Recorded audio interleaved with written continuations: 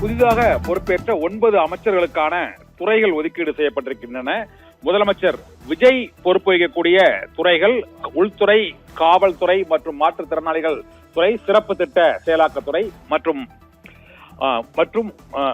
நகராட்சி துறை, நகராட்சி நிர்வாகத்துறை, நீர் விநியோகத்துறை ஆகிய துறைகளை முதலமைச்சர் விஜயே நேரடியாக கண்காணிக்கிறார். அவருக்கு அந்த துறைகள் ஒதுக்கீடு செய்யப்பட்டிருக்கின்றன. உள்துறை, காவல், மாற்றுத்திறனாளிகள் துறை, இது தவிர சிறப்பு திட்டங்கள் செயலாக்கத்துறை, மாற்றுத்திறனாளிகள் துறை, பெண்கள் பாதுகாப்பு துறை ஆகிய துறைகளை முதலமைச்சர் விஜயின் பொறுப்பிலேயே இருக்கின்றன. அவருக்கு அடுத்து என் ஆனந்த் அமைச்சர், புஷி ஆனந்தர் ஊரக வளர்ச்சித்துறை மற்றும் நீர்வளத்துறை அமைச்சராக அவர் பொறுப்பு வகிப்பார் என அறிவிக்கப்பட்டிருக்கிறது.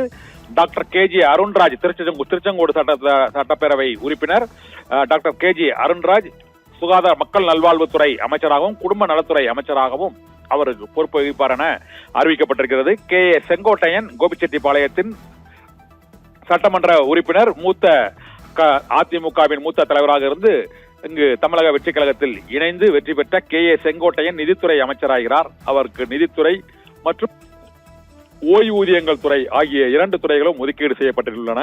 இதே போல மயிலாப்பூர் தொகுதி சட்டமன்ற உறுப்பினர் வெங்கட் ரமணன்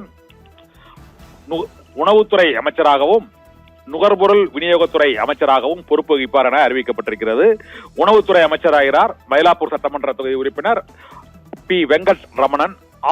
நிர்மல்குமார் எரிசக்தித்துறை அமைச்சராக பொறுப்பு வகிப்பார் என அறிவிக்கப்பட்டிருக்கிறது.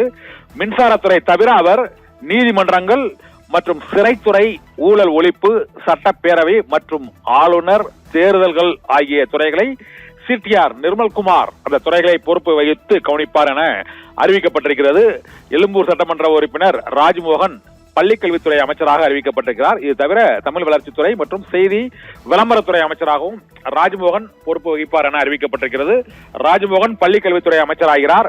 டாக்டர் TK பிரபு காரைக்குடி சட்டமன்ற தொகுதி உறுப்பினர் இயற்கை வளங்கள் துறை அமைச்சராக, சுரங்கம் மற்றும் கனிம வளங்கள் துறை அமைச்சராக டாக்டர் TK பிரபு பொறுப்பு வகிப்பார் என அறிவிக்கப்பட்டிருக்கிறது.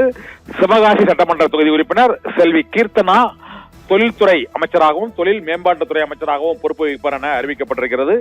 இது தவிர முக்கிய துறைகளான உயர்கல்வித்துறை மற்றும் போக்குவரத்து துறை உள்ளிட்ட பல்வேறு துறைகளுக்கான இன்னும் ஒதுக்கீடு செய்யப்படவில்லை. இந்த துறைகளுக்கான அமைச்சர்கள் 2ஆம் கட்ட அமைச்சரவை விரிவாக்கத்தின் போது அறிவிக்கப்படுவார்கள் என எதிர்பார்க்கப்படுகிறது. இப்போது 9 அமைச்சர்களுக்கான முதலமைச்சரோடு இணைந்து 10 அமைச்சர்களுக்கான முதலமைச்சர், அது தவிர 9 அமைச்சர்களுக்கான இலாக்காக்கள் ஒதுக்கீடு செய்யப்பட்டிருக்கிறது. இதில் நிதியமைச்சராக KA செங்கோட்டையன் பொறுப்பு வகிக்கிறார். உணவுத்துறை அமைச்சராக KG அருண்ராஜ் பொறுப்பு வகிக்கிறார். இதே போல உணவுத்துறை அமைச்சராக P வெங்கட் ரமணன் பொறுப்பு வகிக்கிறார். CTR நிர்மல்குமார் இயற்கை வளங்கள் மற்றும் மின்சாரத்துறை அமைச்சராக பொறுப்பு வகிப்பார் என அறிவிக்கப்பட்டிருக்கிறது.